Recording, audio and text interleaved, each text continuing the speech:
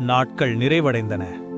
மோசேயின் நியாயப்பிரமாணப்படி சுத்திகரிப்பு நாட்கள் முடிந்தபோது புனித கன்னி மரியாளும் தூய யோசேப்பும் குழந்தை இயேசுவை எருசலேம் ஆலயத்திற்கு கொண்டு வந்தார்கள், அவரை ஆண்டவருக்கே அர்ப்பணிக்க.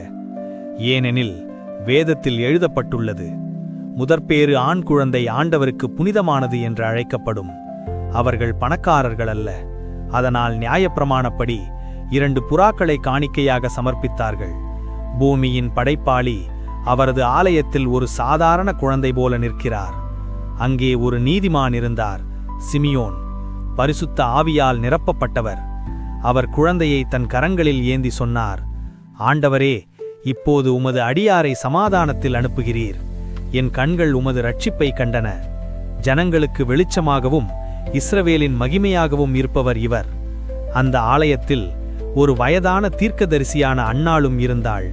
அவள் தேவனை புகழ்ந்து இந்த குழந்தை எருசலேமின் மீட்பாக இருப்பதை அறிவித்தாள். அந்த நாளில் மரியாள் தன் மகனை தேவனுக்கே ஒப்புக் கொடுத்தாள். ஆனால் உண்மையில் அந்த குழந்தை உலகையே ரட்சிக்க வந்தது. இது ஒரு சாதாரண அர்ப்பணிப்பு அல்ல, இது கடவுளின் மகன் மனிதகுலத்திற்காக அர்ப்பணிக்கப்படுவதின் முதல் அறிவிப்பு.